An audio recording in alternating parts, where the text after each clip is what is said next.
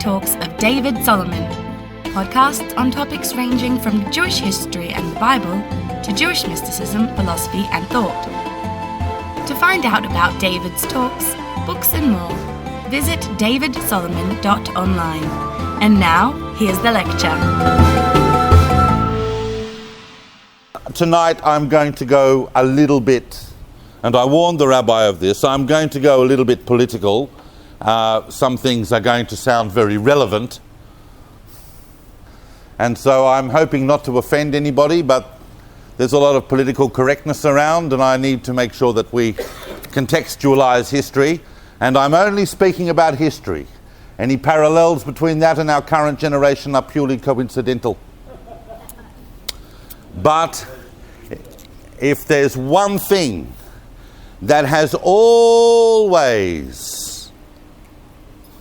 without exception, spelt disaster for the Jewish people, it is a philosophy of nationalism. We do not do nationalism well. Now you might be sitting there going, but you know, State of Israel, Zionism, nationalist project. And I'll say it again, we have never done nationalism well. It has always led to disaster. I'm going to talk about this, I'm going to touch upon this, because you cannot understand the period we're talking about unless you understand that problem. Now some of you might also look, I'm not living in a vacuum. I'm aware. All historians and students of Jewish history are aware that the Holocaust is a game changer. And we are living in a different kind of reality. And I'm aware of that. But 2 or 3 years ago, I was asked by some people who were fairly close to the Satmar Rebbe in Williamsburg. There are 2 Satmar Rebbes at the moment, at least 2. One of them is in Williamsburg. And they were interested to know whether I would be interested in translating, because that's what I do with most of my day. I sit down and I translate. Well, I'd be interested in translating Vayoel Moshe. No, I'm not kidding. Which is a book by the Rav Yoel Teitelbaum, the great Satmar Rebbe. And it is the most virulent anti-Zionist text you could possibly imagine. Now, I happen to personally believe that the fundamental argument of the Satmarov was wrong. And for the reason that I said earlier, I believe that the Shoah changed many things about the way we see ourselves in the world. And whether it was set up by the right people or not the right people, the State of Israel was, is, and will continue to be a necessity. The Holocaust proved one thing. It is that we are not safe anywhere except in our own land, defended by our own army. But it's still a problem. What was the Satmarov's basic argument? Apart from the fact that, his basic argument was, as you famously know, and this is unfortunately not a lecture on Satmar theology. That would be interesting. This is going to be interesting, but that would be cool. Now we'll give that another time. Imagine 3-part series in Satmar theology at Caulfield Shul. But what the Satmarov, apart from the fact that the State of Israel was set up by non-Frumi Yidden, that non-religious Jews had set this up, so it wasn't a Torah state, he looked very carefully at a very, very famous Gemara in Masechet Ketubot. And this Gemara explains, it's a piece of Agadah, but it's very, very profound, and it works on a verse of Shir HaShirim. You can look at it. It's in Masechet Ketubot 111a. And the Gemara says that there were certain oaths that were taken by the Jewish people and the nations, kind of contractual oaths. And 2 of these oaths befell the Jewish people. One of them was that they would not rebel against the nations. Okay, that's one of them. And another one, which is difficult for us to necessarily pin down what it means and how it's different from the first, is that we would not be la'alot b'choma, that we would not rise up, and there's two versions of this Gemara. One says Kachoma, one says Bachoma, that we would not come up as a wall, or like a wall, or possibly even against the wall. In other words, we would not, united, attempt to rise up and retake the land of Israel before the time of the full redemption. And the third promise was on the nations, that they would not overly persecute the Jews. And this Gemara would have been written after a time when we had already suffered a lot. So what over persecution is, it's for us to speculate, but nothing comes anywhere near the Shoah. Nothing comes anywhere near what the last 1,500 years after that Gemara was written. Now, why am I talking about these issues at the start? It's because we're going to look at 100 years tonight, and it's 100 years in which both of those things, rebellion and La'alot B'chomah, happened, and they both spelt absolute disaster for the Jewish people. This course, which is looking at how Chazal came to be who they were and have the influence they have and create the fundamental institutions that we call the Jewish world, how they related to the great geopolitical movements and emperors around them. And so our timeline tonight, whereas if you recall from last week, I got up to that famous visit of the 4 great sages from Israel who went to visit the Emperor Domitian and ended up having the encounter with Nerva, and that is around 96, 95, 96. So it's more or less took us up to the end of that century. So I'm going to go basically from 100. Yeah, let's call it 200. Because there's a bit after this, but we'll deal with that. And like I said last week, in the short amount of time that we have, I can't cover absolutely everything, but what I want to look at are the primary developments and the primary principles and the primary people involved who are really moving the story along.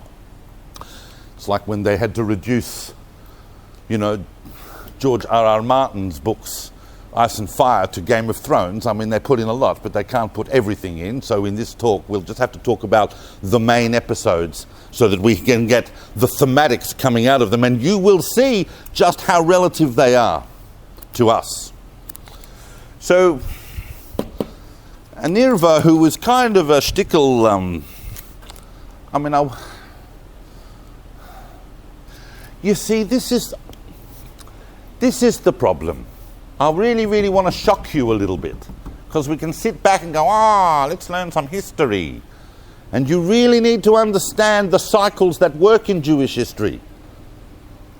There are periods during when I'm going to talk about tonight, there are periods in this century,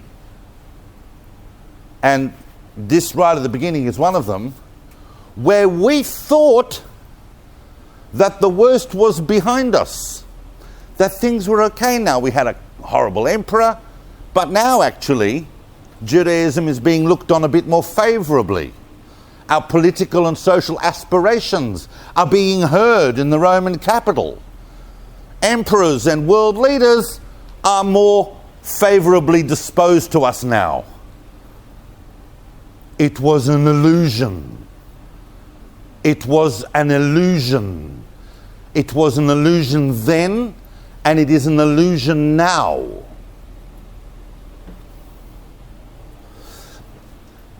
Nerva only lasted on the throne for a couple of years. He died. And then, who succeeded him? Trajan. And Trajan, as you recall, Nerva was a kind of a, he was already old, but he didn't have the same kind of relationship with the army. Trajan was a soldier who was very interested in the army and went on lots of campaigns with them.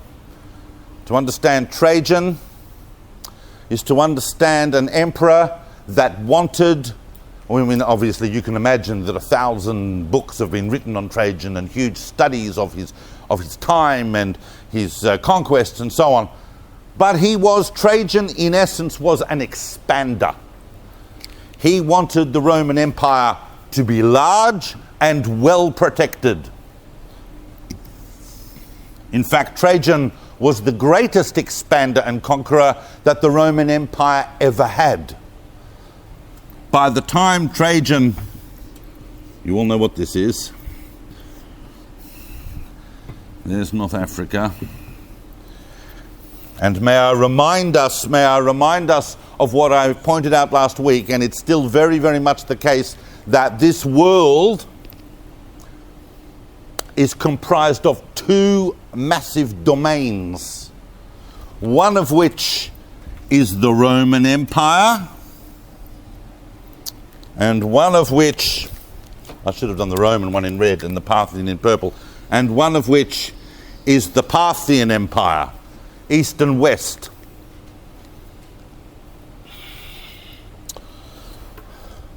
Trajan expanded the Roman Empire over the course of the next 20 years or so. He's on the throne for about 20 years, till the year 117.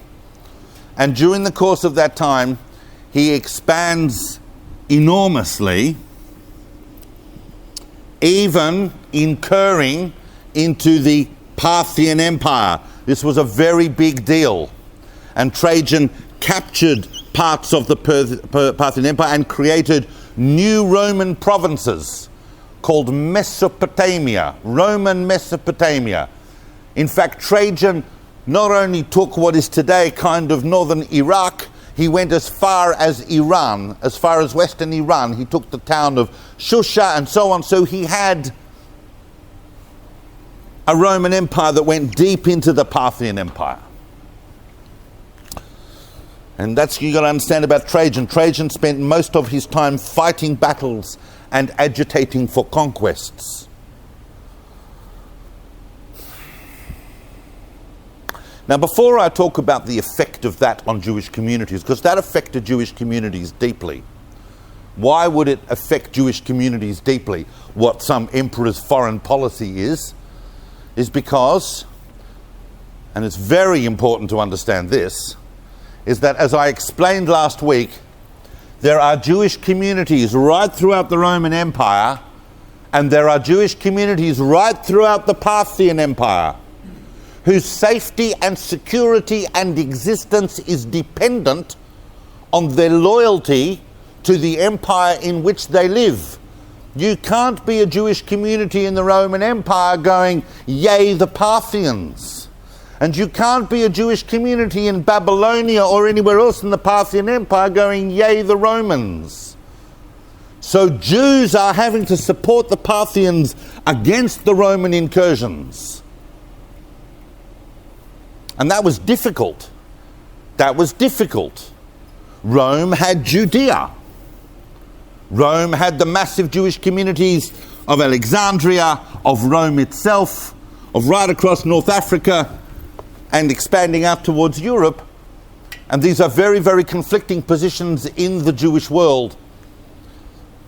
And yet there was a general sense, and we know this from the documents that we read, there was a general sense that in the Jewish world overall, if you had to take a vote, you would probably want to be living in the Parthian Empire, because the Roman Empire was becoming a little awkward in some ways. Things were not a bed of roses in Parthia. But the Parthians didn't really know at this stage from the kind of classical anti-Semitism that Roman culture was beginning to develop. But before we talk about the impact of that, I just want to mention one extraordinary individual who is going to come back into the picture. And I'm talking about him now because he's really flourishing around this time, which is the post-Nervan. And remember that Nerva had really, really laxed the rules of Fiscus Judaicus, and he'd shown a great friendliness towards the Jews. Trajan at the beginning didn't really think much about Jews. He was happy to let things run. That was going to change. And he was only concerned about who was going to support him and not support him in the various conquests he was making. And he doesn't really have any firm opinions on Jews at the very earliest stages. And during that period, quite a number of people in high positions are finding their way to Judaism and to the Jewish world in this new wave of benign relations. Some of those people were related to nobility, and a couple of them were totally extraordinary. And obviously, I'm talking about, well, here's the thing. The figure I'm about to talk about for 1 minute now and then another minute later in the talk, because we have a lot to get through, is a very, very unfocused figure historically. We're not entirely sure who he was, but the composite of who he probably was, amongst a variety of possible people and texts, we know collectively under the single brand name of Onkelos. Onkelos, when I say the word Onkelos, most of you are going, Onkelos, the great, great translator of the Torah into Aramaic, printed with every published edition of the Chumash, so sacred a translation that the rabbis even mandated that you go over it every week with the parsha of the week. You've got to go through the Targum in Onkelos as well. Became the keystone of rabbinic commentary and understanding of what the words actually mean. And it's not just a translation, it's a deeply embedded commentary inside the translation as well. Everybody agrees that that's Onkelos. But there are two possible candidates for who Onkelos actually was. And there may have been, over the following centuries, some confusion as those two projects merge. Because we also have another famous convert called Aquila of Sinope, who went on to become a student of Rabbi Akiva, also a famous convert, who translated the Bible into Greek. Now, the Greek Septuagint had already existed for a long time, for around 3 centuries by now, but the Jews didn't really like it, and also the Christians were slobbering all over it. And so Aquila wrote a translation of it into Greek that the rabbis said, okay, if you have to have a Greek translation, use that one. It's possible that the Aramaic Targum that we know as Onkelos is actually considerably older and was already in existence by that time. What we also know is that a man called Titus Flavius Clemens, who was a nephew of Vespasian, because remember the famous rabbinic midrash about Onkelos is that he was a nephew of an emperor, and there are different discussions. Was he a nephew of Vespasian? Was he a nephew of Titus? Was he a nephew of Hadrian? Who was he a nephew of? Those come together, and Titus Flavius Clemens is a reasonable candidate for the source of the legend, which is true, that the emperor's nephew converted to Judaism. But I'm just pointing that out because when historians look at it, it's very, very fuzzy. But during this time, there is a tremendous resurgence, not just in our profile generally, such that now it's kind of cool to convert to Judaism again, as it had been 100 years ago, but that back in the land of Israel, in the intellectual center of where things are happening, Yavna and its project is really booming. And who is kind of making it happen in Yavna? Who are the big figures that we're looking at that we mentioned last week? They are the ones who are developing the dynamic interpretations of the oral Torah and systematizing at the same time. Rabban Gamliel II, who is the grandson of the first Rabban Gamliel, who was the grandson of Hillel. He is now the Nasi, with kind of a princely title and princely honors. It's almost like he is in locus of royalty, but there are some other very, very big authorities. This structure is going to change over the course of the next 100 years, but it's really a patrician class that is running Yavne. But even those who had been around for a while were able to rise through the ranks, because as well as being led by a patrician class of scholars, there was this tremendous capacity for meritocracy. If you recall from last week, the two great students of Yochanan ben Zakkai who established Yavne, Rabbi Eliezer ben Hyrcanus and Rabbi Yehoshua ben Hanania, were really the very, very big figures on the scene of Yavne during this period. And so, of course, was the person who's going to go and become the spiritual giant of the whole of this first 30 years, who is, of course, Rabbi Akiva. I'm going to speak about Rabbi Akiva shortly, but not yet. So we need to understand that Yavne at this point is really cooking. We have Rabban Gamliel, but it's fraught with tension. I'm hovercrafting over some of the very, very big tensions that were happening in the development of this Yavne project. Rabban Gamliel at a certain point was deposed. He was deposed, and both Rabbi Yehoshua ben Hanania and Rabbi Eliezer ben Hyrcanus, who was Rabban Gamliel's brother-in-law, both of them were excommunicated at various times. Rabbi Yehoshua ben Hanania was rehabilitated. Rabbi Eliezer ben Hyrcanus was not. And there are some very, very big stories around that those of you are familiar with the literature, and we can dive into it a little bit. Rabban Gamliel, Rabbi Eliezer, and Rabbi Yehoshua. And of course, Rabbi Akiva, who is becoming greater and greater all the time. Now, what I need to talk about now is hardly ever spoken about in the Jewish world. This is, that's not an exaggeration.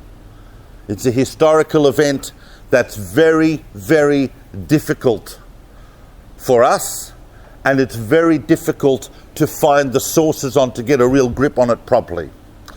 I'm going to give it in summary, but on this occasion, what I'm summarizing is just about what we know. It's not the summary of a vast repository of knowledge. But if you read carefully and you dig a little bit, there are things that we can understand about what happened here. Between 115 and 117. Just so I have an idea of where to pitch this, put up your hand if you know what I'm talking about. Very good. I'm talking, of course, about the Kitos or the Kito Wars. It's called the Kito Wars because it is named after the dude who basically ended it, who was Lucius Quietus. I know it sounds like a character from a Carry On film, but at the end of the day, Quietus was a brilliant but brutal general of Trajans. But that would be the end. The beginning is more interesting, and the beginning is more enlightening. This was a series of events over 2 years that went down in Jewish history. We know it under the name Mered HaGaluyot, the rebellion of the Diasporas. This was an enormous rebellion on behalf of the Jewish world against Rome. It did not take place, or certainly did not originate, in Judea. It originated actually in Cyrene, which is now Libya. It was a Jewish rebellion. Now, a lot of historians obviously are trying to climb over this and the very sparse details we know about it. Most of what we know about it, apart from a few snippets in Talmudic literature, most of what we know about it, and Midrashic literature, most of what we know about it comes from Roman historians, Cassius Dio and so on. And contemporary historians are trying to understand what triggered this rebellion, because this rebellion did not seem to be driven by any particular ideology other than the fact that enough is enough. Obviously, there must have been some local abuses happening, but for whatever reason, this rebellion started here and it spread to Egypt, and it spread to a number of other communities. It spread to Cyprus. And the Jewish community of Cyprus was a long-standing and vibrant community. It spread to Cyprus. And it even spread over into the new conquests of Trajan, into Roman Mesopotamia. There you could understand how there could be conflicts, because Jews had just a week ago been fighting for the Parthians, and now they have to be good Romans. It's not going to sit with them. You can understand why they might rebel against their new Roman overlords, and why the Romans might react harshly. But that is happening at the end of the Kito Wars. Kito Wars start here, and it's really the communities of Libya, what is today Libya, Alexandria, which was this enormously vibrant community, and Cyprus. That is where, and to some extent Judea, where most of this is happening. But it's not looking like it was something we want to be particularly proud of.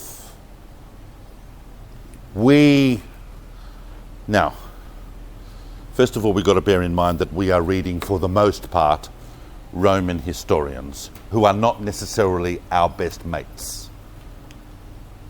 But nevertheless, it looks like we caused a lot of damage, and we took a lot of civilian lives. The guys who were running this particular rebellion were to the Romans something like what ISIS is to us. We were a fundamentalist tribe of a particular world religion, Judaism, but we had this nutty group that was affecting communities, and they were going out slaughtering civilians, slaughtering towns, slaughtering communities, and fighting against the Romans. What they wanted, we know one or two of the figures involved in this, but they have not come down to us as illustrious figures. What we do know, however, for sure, is that Trajan put down these rebellions totally and brutally. Make no mistake, whatever were the causes of it, and we will come back to it when we look 20 years later at the Bar Kokhba rebellions, but when we come back to this, when we look at it, whatever the causes, this was the biggest Jewish or genocide of Jews until the Holocaust. Millions of Jews died. And whereas in other horrendous persecutions, civilian deaths and numbers were a tragic product of some kind of political conquest, in this particular case, the Roman policy to quell these rebellions fell nothing short of wiping all Jewish presence out of these communities. I need to explain to you what this means. This was the end of any Jewish presence in these places. The Jewish community of Alexandria was decimated. That would have been unthinkable just a century before.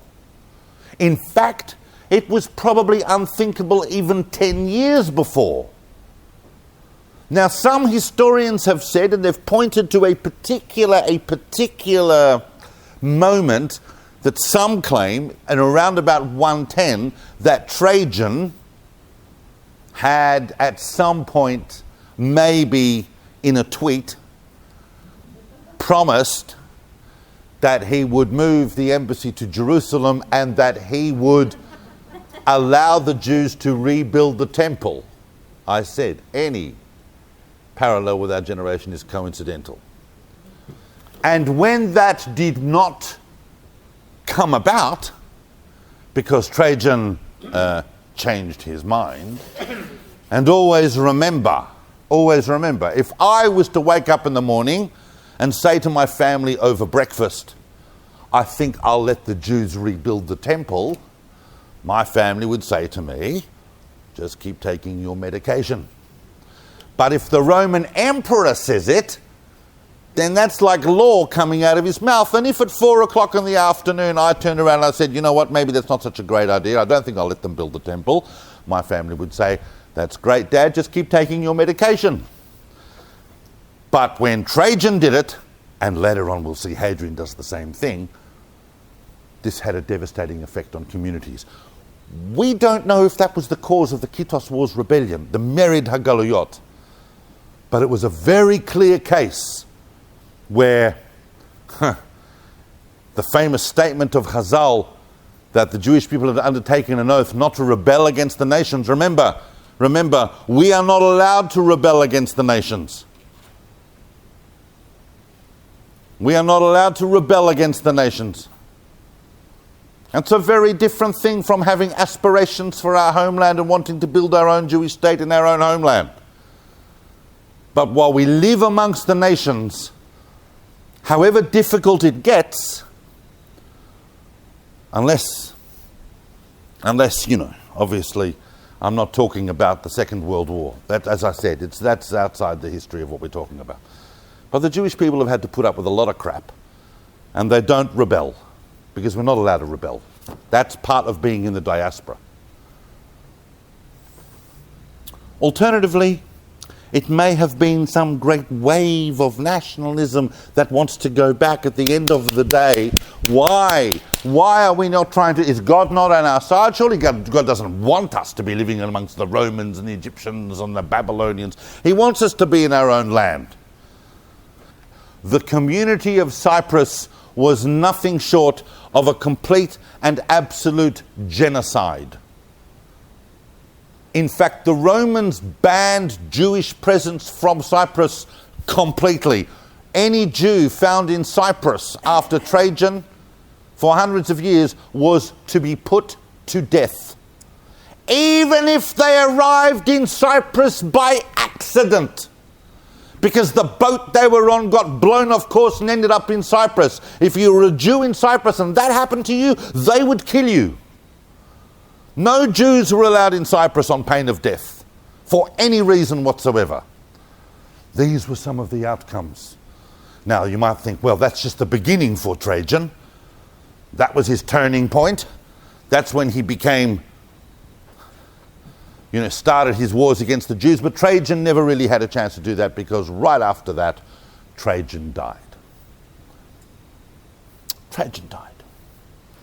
In 117, right at the end. In fact, Trajan died on his way back from his wars with his Parthians,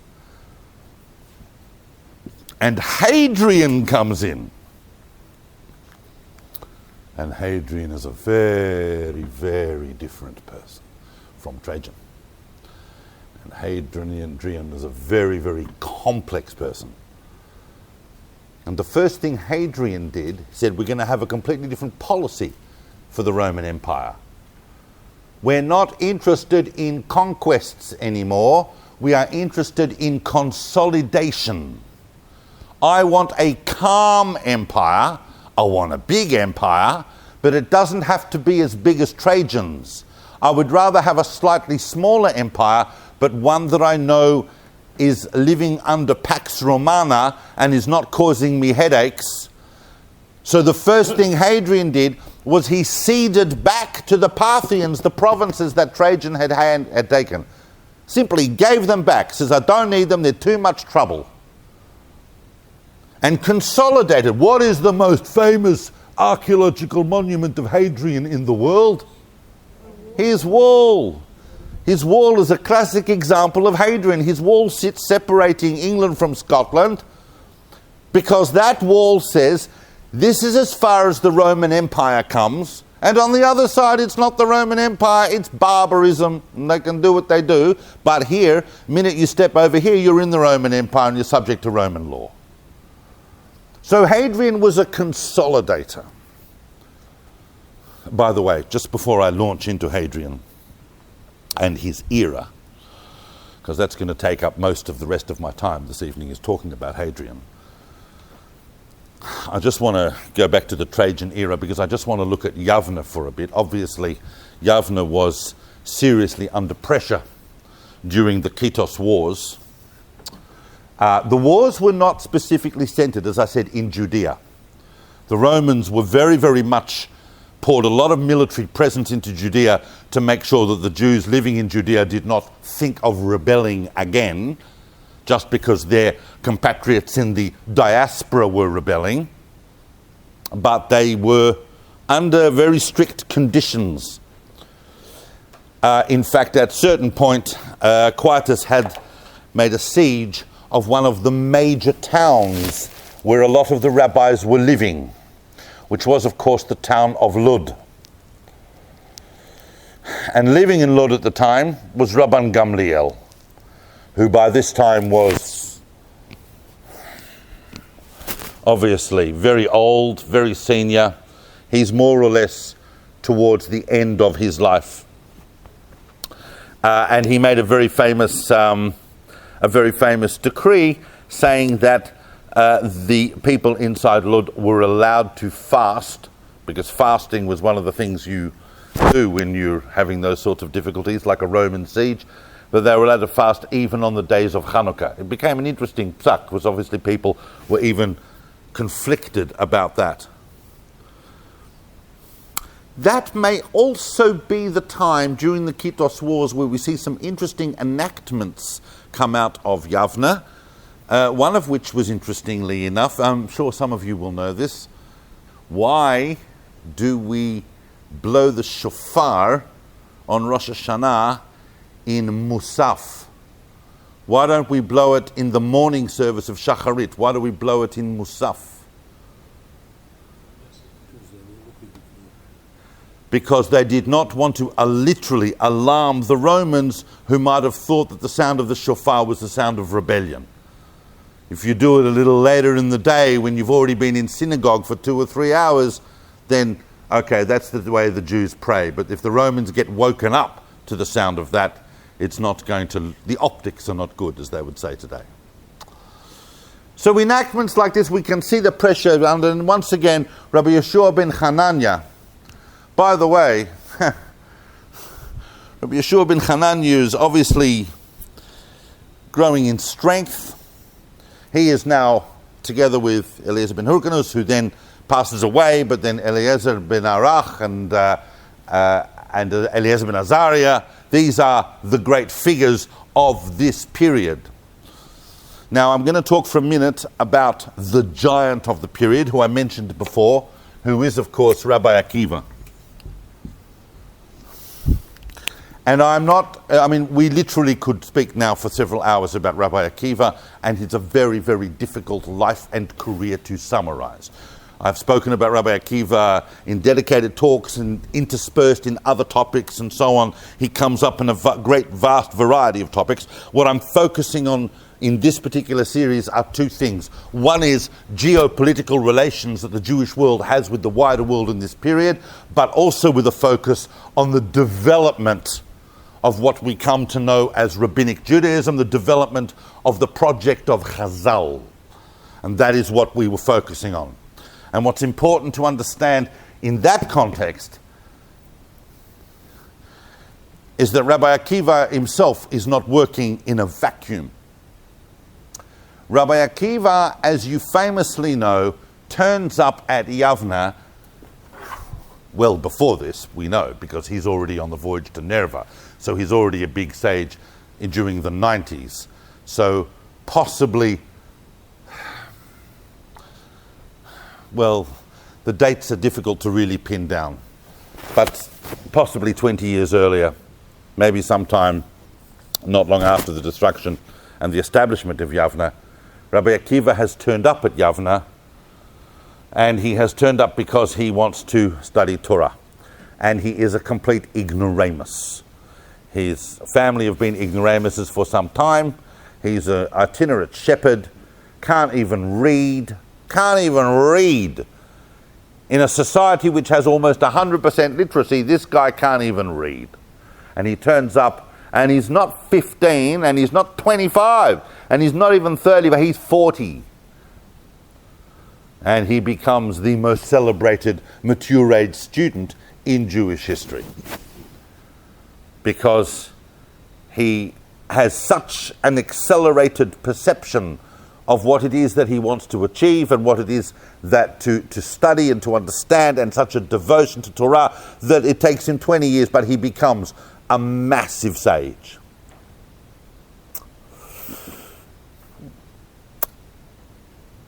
Rabbi Akiva, first of all, tries to learn with Eliezer ben Hyrcanus, but Eliezer ben Hyrcanus is not really available to him at his price range. He tries to study with Rabbi Yeshua ben Hanania, but Rabbi Yeshua ben Hanania does not have the time to teach him, because he's got some other priorities. Since Akiva is kind of this illiterate 40-year-old, what's he going to do with him?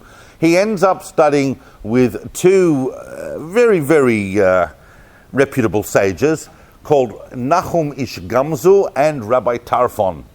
And through them he becomes the equal of all the other rabbis at Yavne, until he is independently his own sage. During which time Akiva is developing an entire mode and hermeneutic of understanding the relationship between Torah and its interpretation and its applied halacha.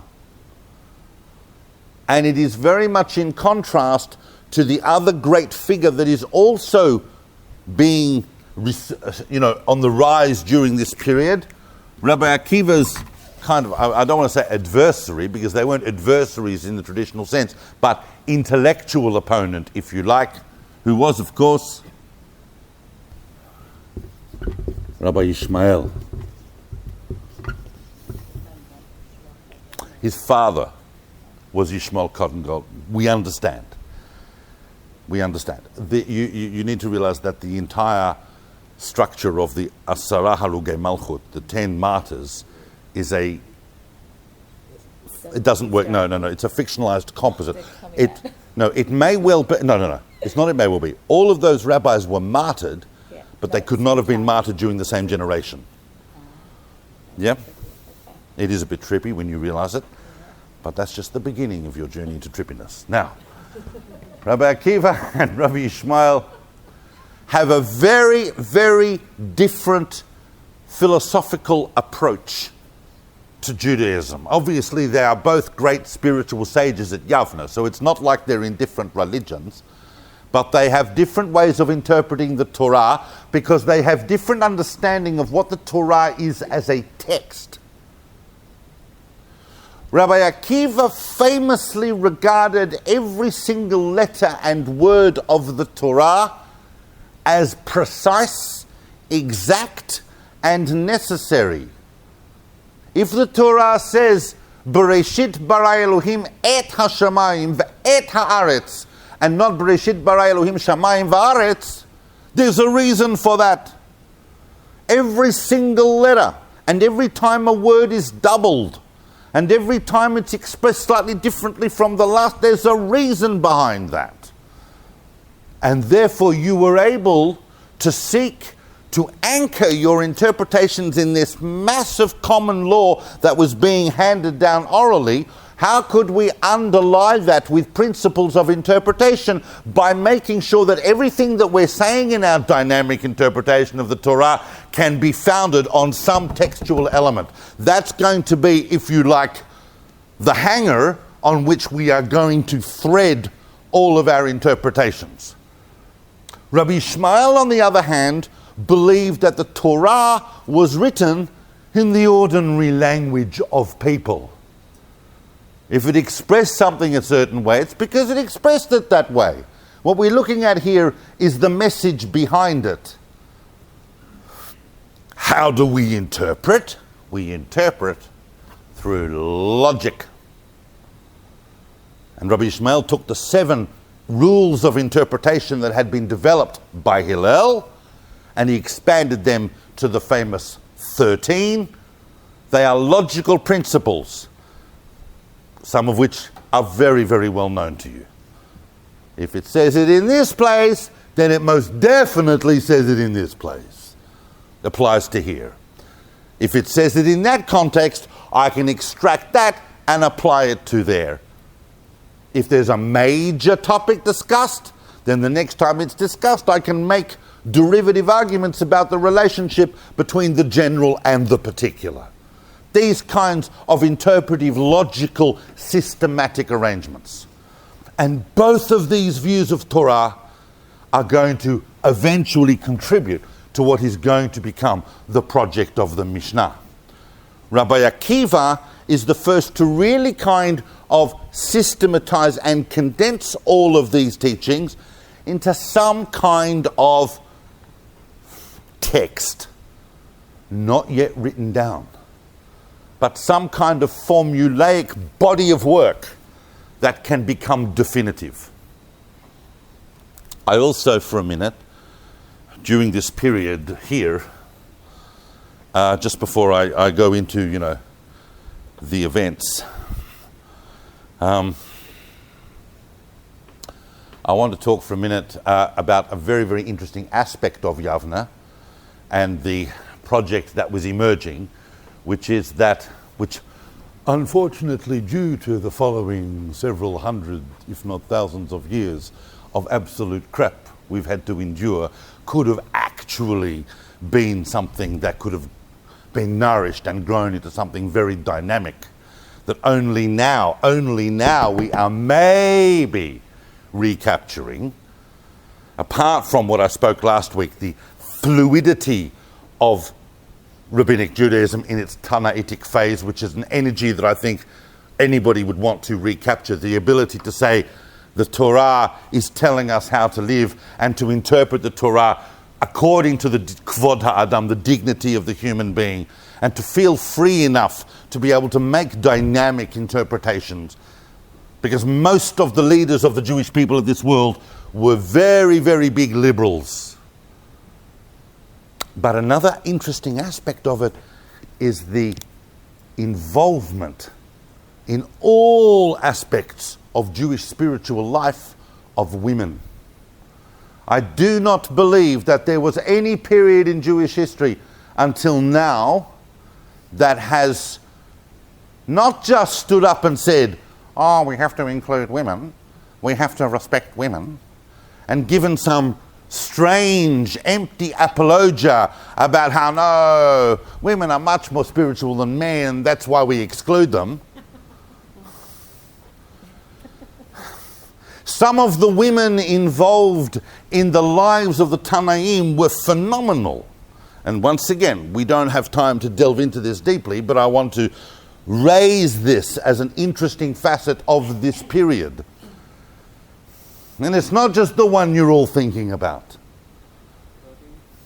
Yes, obviously, brewery is the one you're thinking about. But I'm saying, Ima Shalom, who was the wife of Eliezer ben Hyrcanus and the sister of Rabban Gamliel.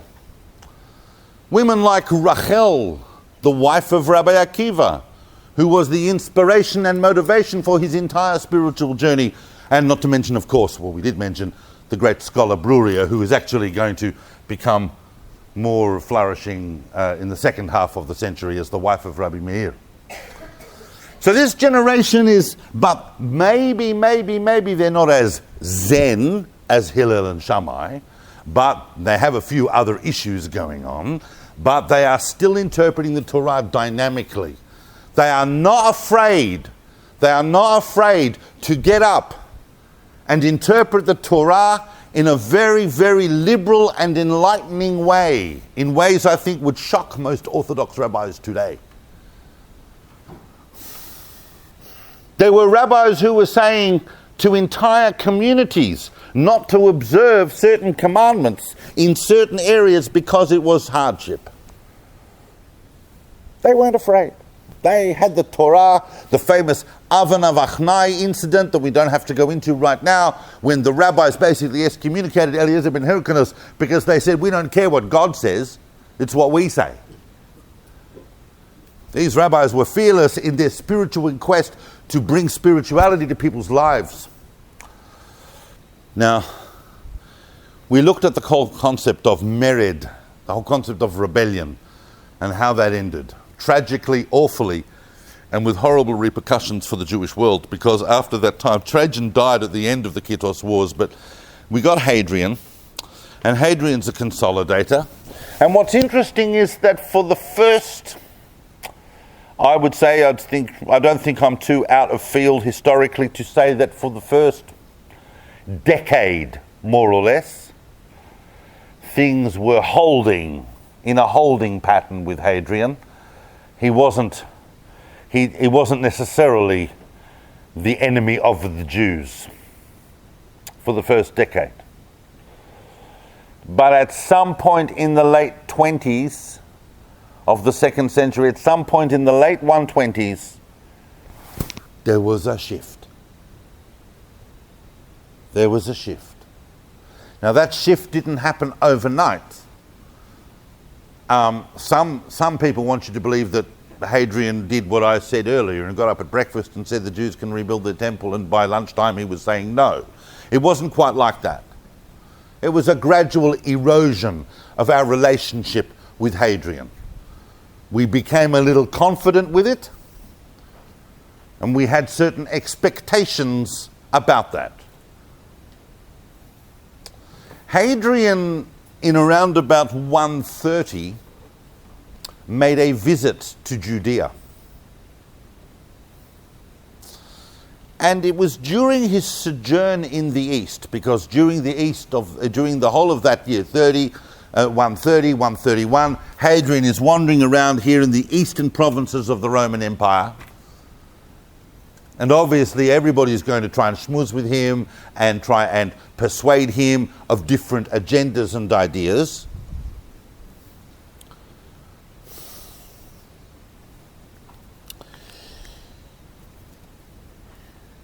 And it would appear at a certain point that certain interested parties, and some historians blame the finger at Christians, and some put the finger at Samaritans, and some put the fingers here and some put the fingers there. But at some point, Hadrian said, I know I said that I would allow the Jews to re-establish Jerusalem properly, but we're not going to do that. Now, this is where historians are a little divided on just what the extent of his initial promises were. What we do know is that within a short period after that, 18 to 24 months after that, Hadrian is already going around with his idea that what he's actually going to do is he's going to change the name of Jerusalem from Jerusalem to Aelia Capitolina, after himself and the Roman god Jupiter, and that he's going to put a temple to Jupiter on the Temple Mount. That was not a consequence of the Bar Kokhba rebellion. That was actually one of the things that really triggered it.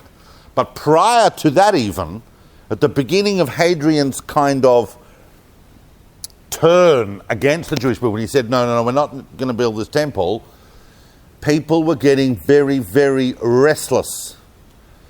And it could have actually exploded the way it had exploded in the Kito Wars from the very initial phase, which would have been very disorganized, but the mobs were quelled by none other than the still alive Rabbi Yehoshua ben Hanania, who went out and said to the crowd, and here it's amazing because the whole thing is recorded in Midrash Rabbah, in Midrash, and yet we know that the exact thing he told them, word for word, is actually also a well-known fable of Aesop. And that, of course, is the fable of the crane and the lion.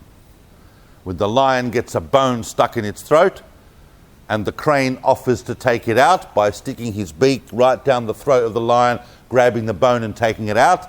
And he does that, and the lion says, thank you.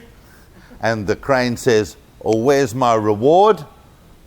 And the lion says, the fact that you stuck your head in a lion's mouth and you're still walking around alive is reward enough for you. You can go and tell everybody about that.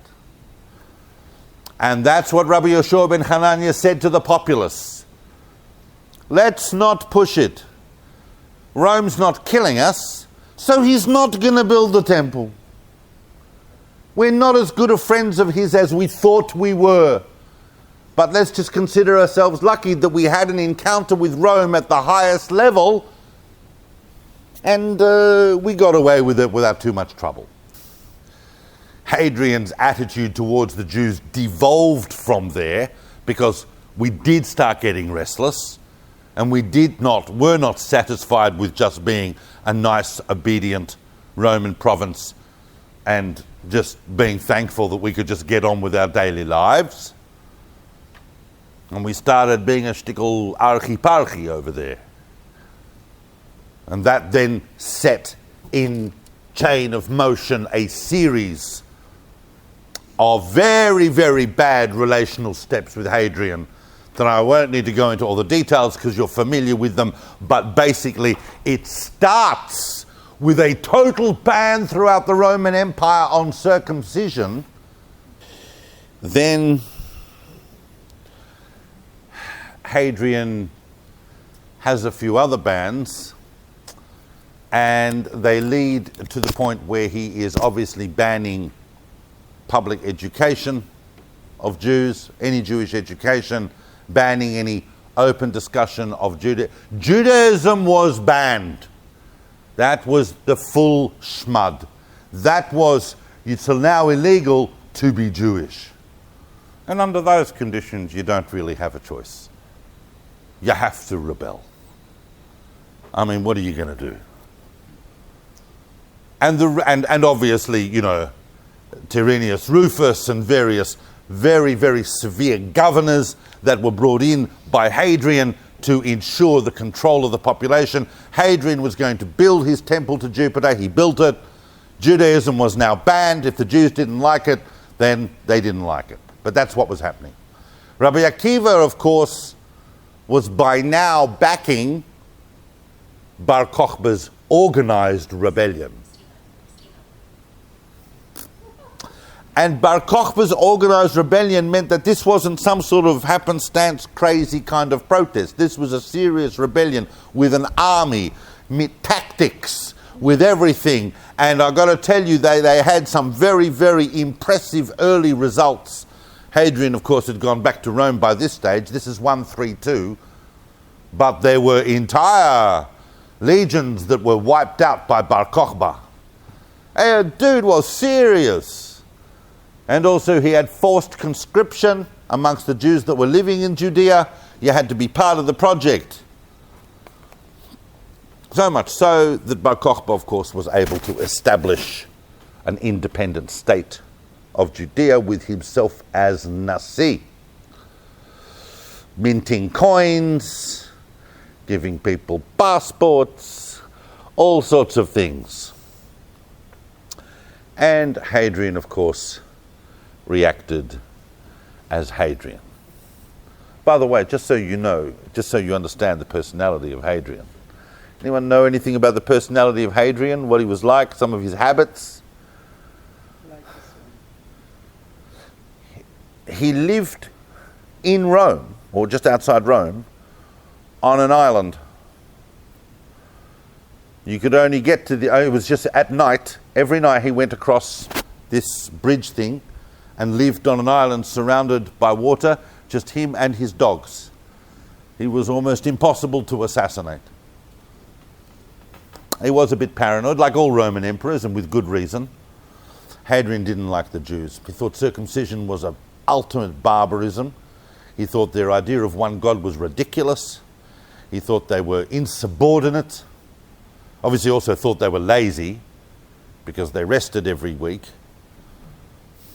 Didn't like Judaism. Bar Kokhba set up his republic, and Hadrian just went nuts. He brought, of course, Severus, the governor of Britain, he brought, together with 12 legions drawn from all over the Roman Empire. 12 legions, ladies and gentlemen. Vespasian, who destroyed Jerusalem and the Beit HaMikdash, had 6. 12 legions come, and they just wipe out all of the buildings and infrastructure and anyone they can find that's not hiding in a hole. And by this time, obviously, Bar Kokhba's state is under pressure, and as you famously know how it all ends in where? Beitar. And after Beitar, where conservative estimates are that 500,000 Jewish soldiers died just in that one event, the siege and wipeout of Beitar, including Bar Kokhba. And that, ladies and gentlemen, is when Hadrian says, this place will no longer be called Judea. In fact, all of these provinces of Galilee and Samaria, Galilee and Samaria and Judea and Idumea, all of that area is now going to be a sub-province of Syria. It's going to become like a Syria Minor. And we are going to call this area Palestina. There's going to be none of that historical record of anything that went before. This is going to be Palestina, and it's going to be administered from Syria. Hadrian was total in his obliteration of Jewish presence. Jews were banned from Jerusalem under pain of death, and even if you were living in Judea, you weren't really allowed to be Jewish. As it happens,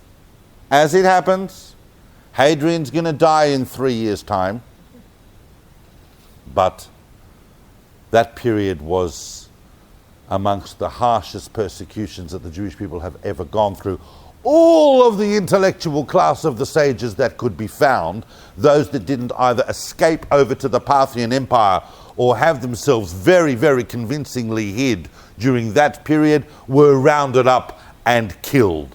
Rabbi Akiva, as the leading sage, was kept in a prison for 3 years and eventually was took out, and the skin was flayed from his flesh at the age, the rabbis tell us the age of 120, but he was certainly at least in his mid-90s. And the martyrdom of Rabbi Akiva and that entire generation obviously is still in many ways with us as a huge watershed moment in Jewish history. However, on the day they killed Rabbi Akiva, was born the truly great figure that's going to emerge from the post-Hadrianic. Literally on the day? Literally on the day. On the day that Rabbi Akiva was killed, Rabbi Yehuda HaNasi was born. Now, Rabbi Yehuda HaNasi's father, Rabbi Shimon ben Gamliel, the second, because we'd had a Rabbi Shimon ben Gamliel in the 1st century, if you remember. And Rabbi Shimon ben Gamliel, after managed to escape, he was still a young man, escaped from Beitar, and a few years after Hadrian dies, a new emperor comes to the throne, Antoninus Pius. And Antoninus Pius doesn't really have the same issues Hadrian has. He's not going to dissemble all this in a hurry, but he really doesn't have a problem with Jews per se. Hadrian had a problem with Jews and Judaism. So over the course of the next few years, things become a little easier. Some of these rabbis that have been in hiding, they come out of their underground hidings, and slowly they are able to reconstruct something like what the project of Yavne was before. Remember, and I'm going to say this, and I want you to understand this in a mental framework issue. For these generations here, the Hadrianic events and the rebellion of Bar Kokhba and the wiping out of sustainable life in the land of Israel was very similar. It was their Shoah. That was their Shoah. There's a different psychology going on. Remember that this was the end of Jewish autonomy in the land of Israel, except for a couple of bizarre windows here and there of 2 years at a time. But this was the end until 1948. That's nearly 2,000 years, or certainly over 1,800 years. So there was a big, big event. And slowly the facilities of Yavne and the teachings could emerge in the next generation. So Rabbi Shimon ben Gamliel was appointed as the new Nasi, and there was a structure where he would be the Nasi. That is literally a position that is going to evolve into the head of the exile, the royal representation of the Jewish people. Because he was descended from Hillel, he was descended from King David, he was descended from a great line of sages. That was the Nasiut. That was going to be passed in a hereditary way. The meritocracy was retained through a position called the Av Bet Din. That was going to be the head of the scholars, literally the chief justice of the High Court of the Sanhedrin, who was obviously representing the arm of learning and of justice. During this period here, with the reconstruction of the Sanhedrin, Rabbi Shimon ben Gamliel was faced with a bit of a dilemma. Because a big part of the reconstruction of the rabbinic project was carried on by the student generation of Rabbi Akiva, his students, of whom obviously famously there were 5 famous students. And they went on to become the leaders of the generation. We can't go through them all, but the 2 big ones that you would know about would be Rabbi Meir and Rabbi Shimon Bar Yochai. Now, Rabbi Shimon Bar Yochai is a very, very complex figure, and we're not going to go into him in detail tonight, except to say that he was in hiding for a long time because he was extremely politically outspoken in his view of the Romans.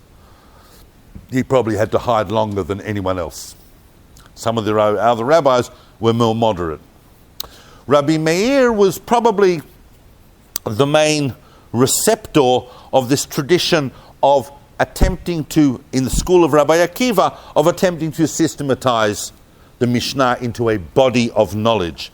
But then a new figure arrives from Babylonia, from the east. By now, the Babylonian community, which we are going to discuss more in detail next week, are on the rise. And they are producing huge scholars, and the first really big scholar to come during this period from Babylonia to take part in this renaissance and reflourishing of the project after the Hadrianic persecutions is, of course, that is Rabbi Natan HaBavli. So Rabbi Natan HaBavli comes to be the Av Bet Din. And therefore they created a new position for Rabbi Meir called that of Chacham. We now had a 3-way dynamic, and that has its own politics as we move forward between the Nasi, the Av Bet Din, and the Chacham. Due to those tensions is why eventually in the Mishnah, Rabbi Natan and Rabbi Meir's opinions are often not mentioned in their name because they had actually challenged the Nasi for the way that which honors were distributed. It's a very famous thing. That's why when you see Yesh Omrim or Acherim Omrim, it's usually either Rabbi Meir or Rabbi Natan HaBavli from that period. This period here, the post-Hadrianic period, under Rabbi Shimon ben Gamliel, and subsequently under his son, Rabbi Yehuda HaNasi,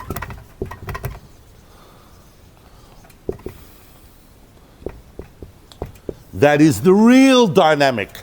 These guys had laid the groundwork, and many of their opinions are quoted in the Mishnah, but the people who are actually putting the Mishnaic text that we have today together were these generations here under the guidance of Rabbi Shimon ben Gamliel and Rabbi Yehuda HaNasi.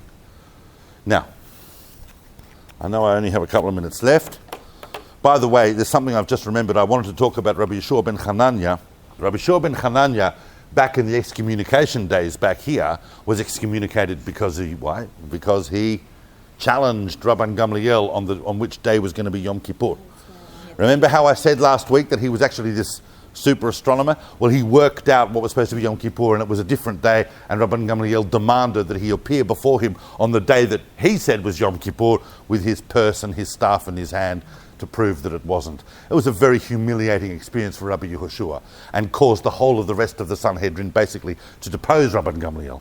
But that is way back there. That's not what I was referring to. I was referring, in fact, to the visit of Hadrian, and that Rabbi Yeshua ben Hanania was still around and was not only quelling the public, but actually the Talmud records quite a number of conversations between Rabbi Yehoshua ben Hanania and someone they refer to as the emperor. This could only be either Nerva back here, when Rabbi Yeshua ben Hanania was in Rome, or, and more likely, Hadrian on Hadrian's visit to Judea in 130. According to some historians, Rabbi Yeshua ben Hanania even followed Hadrian, like they were chatting, all the way to Alexandria. On one of Hadrian's visits to Alexandria, he took this ancient rabbi with him, and they had lots of conversations. Very, very witty conversations. Rabbi Yeshua ben Hanania shows a tremendous adeptness at a huge range of topics, and of course, he's always coming up with a much better answer than the emperor has, but the emperor can't kill him because he's too entertaining and so on. In a similar vein, Rabbi Shimon ben Gamliel, and especially his son Rabbi Yehuda HaNasi, who more and more as we move towards the end of this century, were taking on more and more trappings of a genuine royalty. The word Nasi was no longer simply like an honorific title, it was now a real thing that was being passed down. He was the Nasi, because that was reflecting what was happening in the wider Roman Empire. Because after Hadrian is Antoninus Pius. After Antoninus Pius, it's Marcus Aurelius. Of course, yes. And after Marcus Aurelius is Commodus. Interestingly enough, it's not like the film Gladiator. It's not like Gladiator. Gladiator is like Commodus is like this awful person, right, and etc. But Commodus was actually quite a good emperor, certainly from our perspective. And then there was a few archiparchs that lasted a couple of months at the time, but the real ones were Commodus and Severus and Caracalla. Now, somewhere in all that conglomerathon of emperors is a relationship developed between the Nasi and more than likely Rabbi Yehuda HaNasi and whoever was the emperor in Rome. Sometimes the Gemara uses, or the Midrash tells us about conversations in correspondence and in person between the Rabbi Yehuda HaNasi, and Antoninus. But this is unlikely to be Antoninus Pius, more likely Caracalla, one of whose names was Antoninus. But we don't know. Once again, a lot of scholars want to say, oh no, it's Marcus Aurelius, because Marcus Aurelius was the philosopher. So who else is going to be having conversations with the rabbis than Marcus Aurelius? But everything else we know about Marcus Aurelius wouldn't necessarily suggest that this stoic soldier, philosopher, king, dude was necessarily going to be, chasing rabbis around asking them for the recipes for cholent. It's not necessarily likely. But in some point in this few decades, there is a definitively good relationship established between the royal Judaic household and the Jewish world, and the Roman royalty and the Jewish royalty, although it didn't necessarily spill out totally into rights for Jews elsewhere, although by the time we get to just after here, around about 210, Caracalla actually does that transformative thing where he gives everybody in the Roman Empire citizenship, including Jews. But we are having a lot of challenges at this point because Christianity is on the rise and has its own agenda. And by now, the Christian church is definitively a different thing from Judaism. The picture has changed from 100 years earlier. But the end point is, the point I wanted to end on, is really here or here. It's either 189 or 219. There's a 30-year difference of opinion amongst historians based on what is possibly an error or not an error in a letter of Rav Sharira Gaon in terms of Jewish history, exactly how we can measure this up. People are not exactly giving dates over here. By the way, you do realize that when we say the year 5778, yeah, you do realize that in the Bible they're not using that, they're not saying that, and they're not saying it in the Talmud either. That doesn't really get used until well into the Middle Ages, around the 11th century.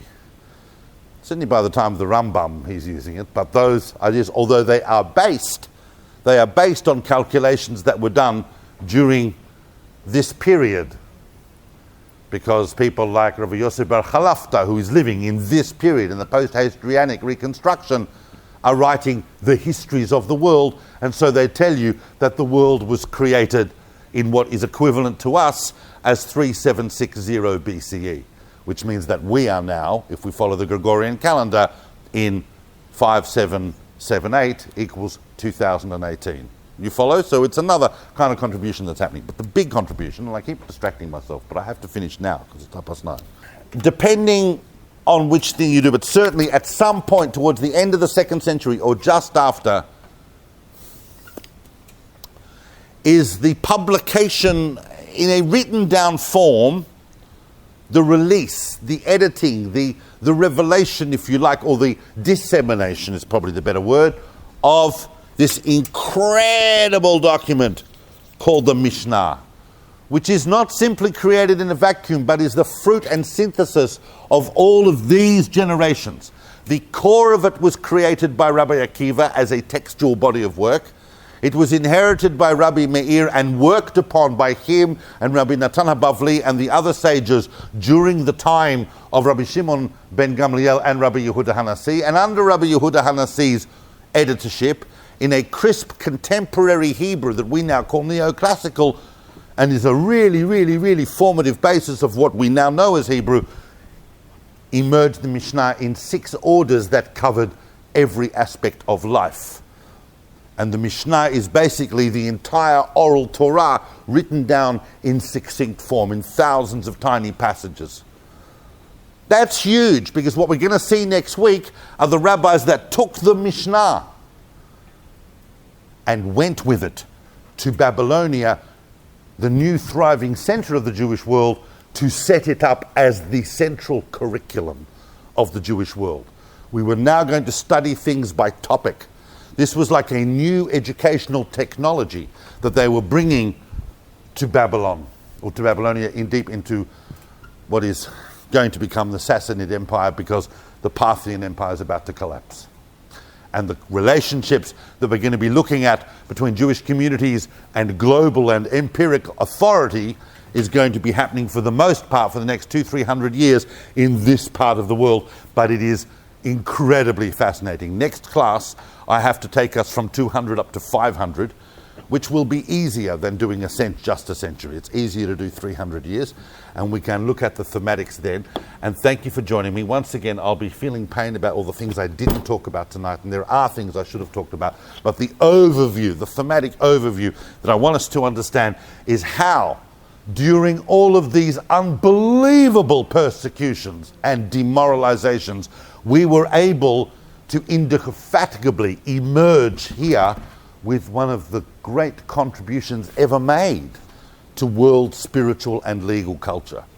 The Mishnah is phenomenal when you think what all other societies in the world at the time are producing and doing. We produce a common law that is still read, still studied, and still applied in order to bring dignity to people's lives and in order to enable them to have a productive relationship with the Torah and with their nation and with the world. These rabbis really emerge as the rabbis that created, in a sense, the spiritual world we live in, including Caulfield Shul. Thank you for that.